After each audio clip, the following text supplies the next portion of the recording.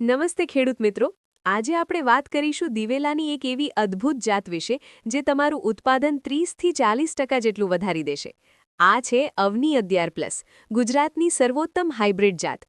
તો ચાલો વિગતવાર માહિતી શરૂ કરીએ. આશીર્વાદ એગ્રો સરાનો આ વિડિયો દિવેલાની ખેતી કરતા તમામ ખેડૂત ભાઈઓ માટે ખાસ તૈયાર કરવામાં આવ્યો છે. જો તમે એરંડા એટલે કે દિવેલાની ખેતીમાં વધુ નફો મેળવવા માંગો છો તો આ માહિતી તમારા માટે ગેમ ચેન્જર સાબિત થશે. આજના વિડિયોમાં તમે જે શીખશો તે તમારા પાકની કાયાપલટ કરી દેશે. ચાલો જોઈએ અવની 11+ની 5 મુખ્ય વિશેષતાઓ. નંબર 1. સુકારો રોગ સામે અભેદ રક્ષણ.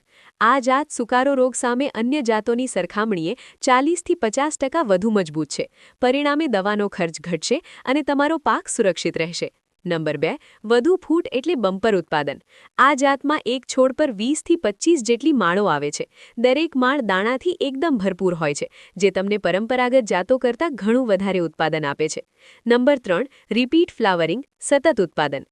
આની ખાસિયત એ છે કે જેમ જેમ તમે માળની લણણી કરતા જશો તેમ તેમ નવી ફૂટ આવતી જ રહેશે, એટલે કે એક જ પાકમાંથી તમને લાંબા સમય સુધી ઉત્પાદન અને વધારાની આવક મળતી રહેશે.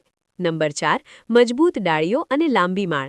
માળ ભલે લાંબી અને વજનદાર હોય, પણ તેની ડાળીઓ એટલી મજબૂત છે કે ભારે પવન કે તોફાનમાં પણ તે તૂટતી નથી. નંબર 5. પાણીની અછતમાં પણ ઉત્તમ પરિણામ. ઓછા વરસાદવાળા કે શુષ્ક વિસ્તારોમાં પણ આ જાત ખૂબ જ સરસ રીતે ફળે છે.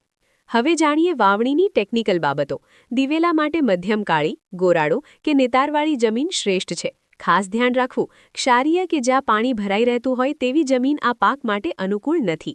વાવણી માટે જુલાઈથી ઓગસ્ટનો સમયગાળો સૌથી ઉત્તમ છે. જો તમે ઓગસ્ટમાં વાવણી કરશો તો જીવાતોનો ત્રાસ ખૂબ જ ઓછો જોવા મળશે. વાવેતર વખતે 2 હાર વચ્ચે 120 સેન્ટીમીટર અને 2 છોડ વચ્ચે 60 સેન્ટીમીટરનું અંતર જાળવવું, જેથી છોડનો ફેલાવો સારો થાય. ખાતર અને નીંદણનું મહત્વ. શરૂઆતમાં પાયાના ખાતર તરીકે 10 ટન છાણિયું ખાતર આપવું.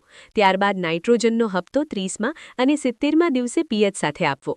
મિત્રો, એક સિક્રેટ યાદ રાખજો. વાવણીના પ્રથમ 60 દિવસ જો તમે ખેતરને નીંદણમુક્ત રાખશો તો તમારું ઉત્પાદન સીધું 30% વધી જશે.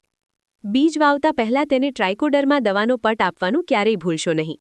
અવની 11+ અપનાવો અને ખેતીને નફાકારક બનાવો.